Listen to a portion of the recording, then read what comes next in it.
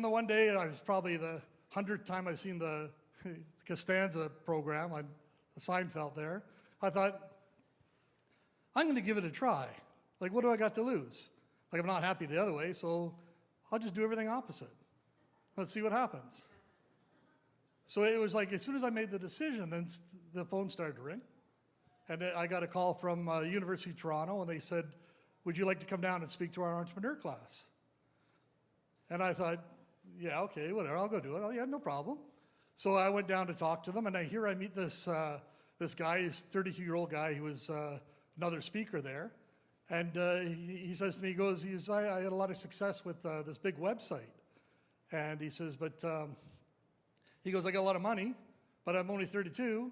He goes, so I'm an angel investor. He says, you got any ideas that I can invest in? And I thought, see, before I used to plan everything.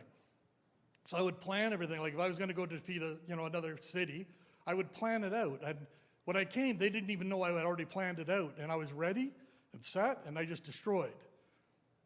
So now with this guy, like I'm sitting here thinking, I don't have anything planned. What do I do? I go, okay, well, if I'm going to do the Costanza, I can't have anything ready. So I just said to him, okay, I've got an idea. He goes, yeah. He goes, what is it? And I said, okay, so I've seen these things called micro markets. They're doing it in the U.S. It's self-serve store in a factory. And I said, there's like 30,000 of them down there. There's 0 in Canada. I said, so if we did those micro markets here, and we can get everybody onto an app on a phone, we could sell them anything from their phone, and we have the contacts. We get them at the factories. And it doesn't cost us anything. We pay no rent, no hydro. We don't have to pay for the fridges. Coke will give them to us. We don't have to pay for the coffee machines. Nestle will give them to us. So our costs are almost nothing.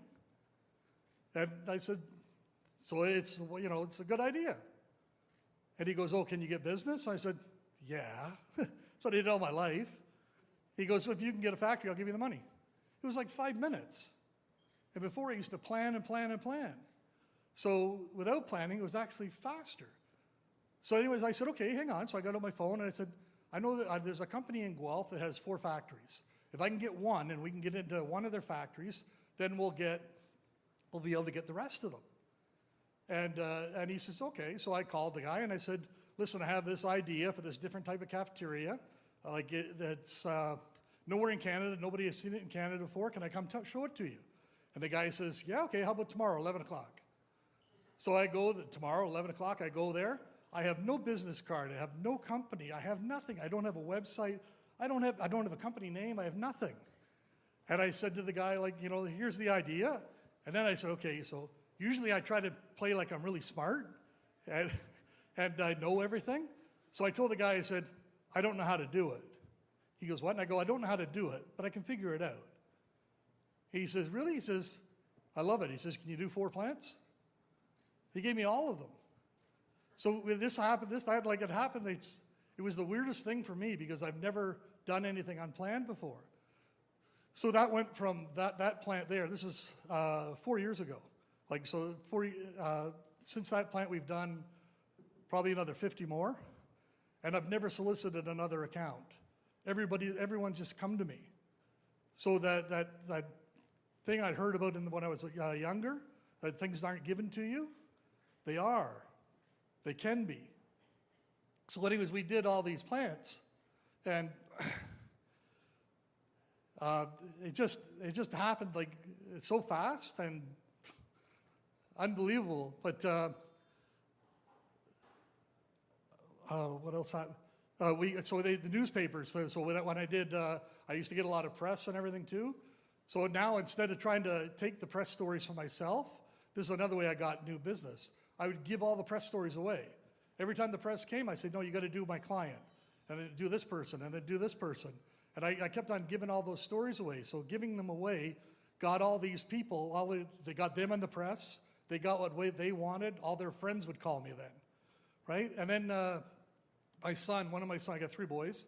One of my sons, he calls me up, he says, Dad, you got to coach my boss. And I said, what do you mean? He's in landscaping. And I said, what do you mean? He goes, we have no business. It was the spring, and he says, we have no business, and if we don't get work, he says, then I'm out of work. And I said, oh, well, I don't know anything about landscaping. He goes, you didn't know anything about micromarkets either, did you? And I said, okay, I'll go see your boss. And I thought, okay, so I go to see his boss, and I said, okay, listen, I don't know anything about landscaping, and I can't promise you anything. And I said, what we'll do is I'm not going to write anything down. I'm just going to talk to you. I'm going to talk to you, and I'm going to tell you what comes to me. And I said, if you do what I say, business will come. Because I said, this is the new thing I learned how to do. Instead of chasing it, I said, now I want to draw it. I said, so we started there. I said, you can fire me anytime. It doesn't work, fire me. So we sat down the first time, and I said, 2 days, someone's going to call you. They're going to want to go see your property, their property on Saturday. I said, I'm going to come with you. I'm not going to say anything, but I'm going to tell you. I'm going to be coaching you from behind the scenes. Eh? And it turned out that this was one of the billionaires from Ontario. And he ended up getting all billionaire clients. And I got him an article in a big magazine as well. And I got the billionaires to say that he's a guru. And like, it's just like, it's before, like I say, it's planning. I used to plan and plan and plan. And then now what I do is I just do. So an idea comes to me. This is from my inner child talk. An idea comes to me. I don't hold it anymore. I don't try to change it. I don't try to, redesign it so it makes sense. Like, it sounds really stupid. Like, imagine going to a billionaire and say, this was his story. And they're like, going to a billionaire and say, listen, I got this article going to be done on David about how he's a guru. And they said, yeah, he is. And I said, well, the article is going to be about how he puts the plants in the right places for you to get your ideas from the universe. And that's how you got ahead in your business. And they said, yeah, how did you know? See, I never would have asked that before. Never would have asked that. I would think that's crazy. But I did it, and it worked. So anyway, so that now everything is like changing in my world, like every day. It keeps on changing more and more. And things that I got from doing this was, so in the past, when I was chasing business, when I was taking it away from everybody, if I showed a moment of weakness, everybody attacked me. And like, I had no friends at all. But everybody would attack me. Everybody would join on this big attack. So it was like, I always had to be fighting all the time. And I could never have friends or enjoyment in life, right? But now what happens is, so people, I'm working with this one guy, one of the first guys that started working with me with micromarkets. And he called me up and he says, this Chris guy, he goes, Chris called me. And I said, yeah, I'm working with Chris. I'm going to show him how to do micromarkets. And he goes, no, Chris said to me, why don't I join him and go against you? And I go, so what are you going to do? He goes, I'm staying with you. See, I'd never had that before. But that wasn't the best part. So I have 3 sons. And for most of our lives, they've been good boys, and they've done okay, but they never did great. But since I started doing the Costanza, they all went and did what they always wanted to do. My oldest son is a train master for CN and making a fortune. And that's what he always wanted to do. And I said to him, I said, you want to drive trains? I go, you don't know anything about trains.